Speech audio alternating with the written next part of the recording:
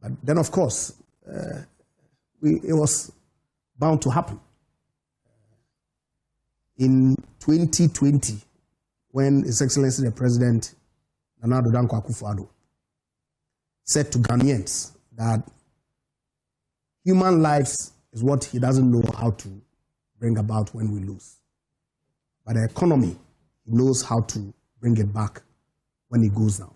It was quite clear that the decisions that he was taking at the time to protect all of us was going to lead to economic consequences. Unless, of course, you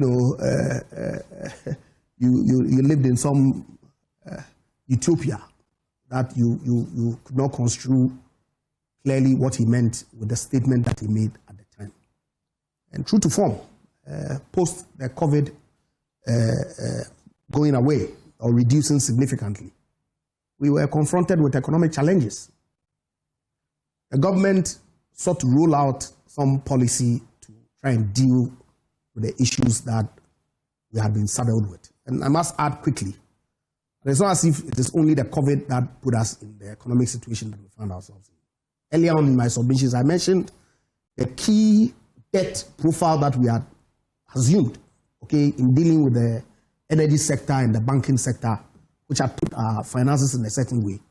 Obviously, the COVID had come to compound it. So in 2021, when the finance minister was presenting the 2022 budget, he outlined some measures that the government was looking to roll out to ensure that we rebuild the economy back to the stage that we were in prior to 2020.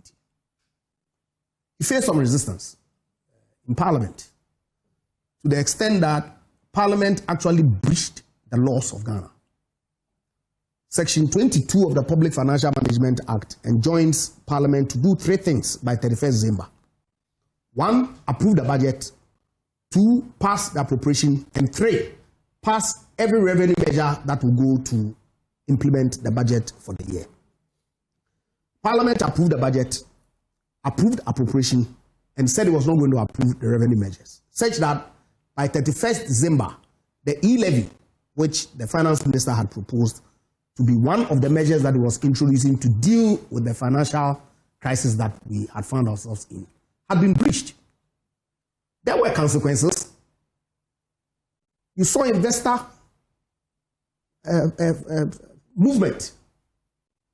Confidence in the economy had begun to tank. 2 months down the line, we saw the invasion of Ukraine by Russia, which led to significant disruptions in global supply chain. Our economy, which is heavily import dependent, okay, when freight costs increased to levels that had not been seen since the Gulf War, okay, that had an impact. Obviously, by the time that we came to then pass the E-levy, I believe in March or April, okay, the horses had already bolted. We're in a fix. Fast forward by mid-year, the performance of the E-levy hadn't gotten to the expected outcomes at the point. So we're left with no option than to go to the IMF. IMF approved our program, I believe, in May of 2023. We rolled out the post-COVID program of economic growth, okay, which is the IMF program that was signed on to, which is still running. Indeed, as was said by His Excellency Nana Addo Dankwa Akufo-Addo in 2020, we started encountering the recovery before we handed over in 2025 January. As a matter of fact, inflation, which had peaked to 54% in 2022-2023, had dropped by a 30-point difference to 23% in 2024 December when we were exiting, on a downward trajectory. Okay, our friends come in, of course, GDP growth, quarter on quarter in 2024, average 7%, second and third quarter. These are matters of fact.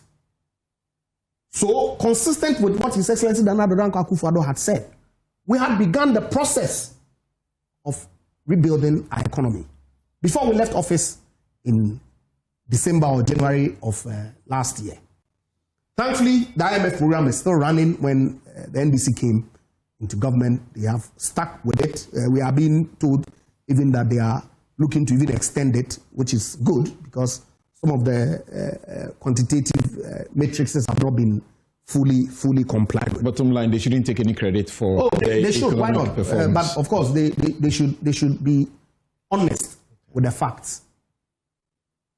I believe that, like when it suits them, say governance is a continuum, okay, and we should give credit where credit is due. I am happy, especially with the gold board and the work that they're doing, which essentially is leveraging on the domestic gold purchase program that was introduced as a measure to deal with our economic crisis that we were being confronted with at the time, under the auspices of His Excellency Dr. Mahmoud Bawumia. Last week or so, or was it 2 weeks ago, your panelists here, we're here, and Senior amply, stated that these are matters of fact. Okay, yes, they've improved it. They've beefed up PMMC, which was doing the program in conjunction with the Bank of Ghana, put in a few measures to strengthen what it is that we have started. It's a good thing for Ghana. Okay, I'm not the one who is one to do politics with everything necessarily. Okay, so it's good. But give credit where credit is due. But to suggest, and one message that you read a short while ago, that junk status, right, is what they inherited. Is it a matter of fact? And does an economy that is suffering the kind of description that our friends give us able to recover within this short period of time? A lot of the work had started. In fact, the difficult domestic debt exchange program, the DDEP, Excellency the President Nana Dankwa Akufo-Addo himself has publicly stated that it was one of the darkest periods in his presidency.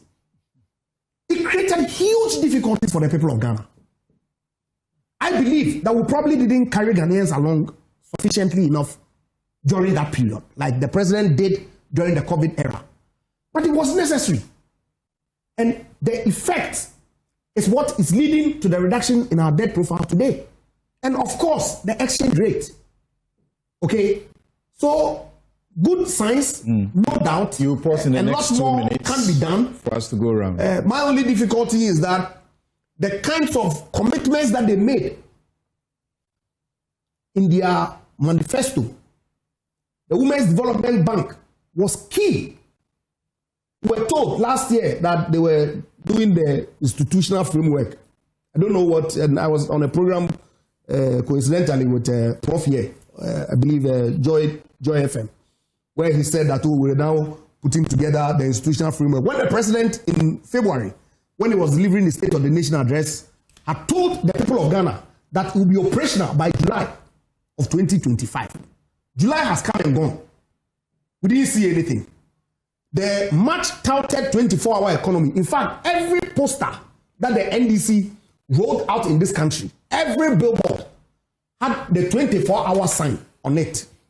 To date, people have said that it's turning out to be a 419. The Formula 133 is now beginning to look like a Formula 419.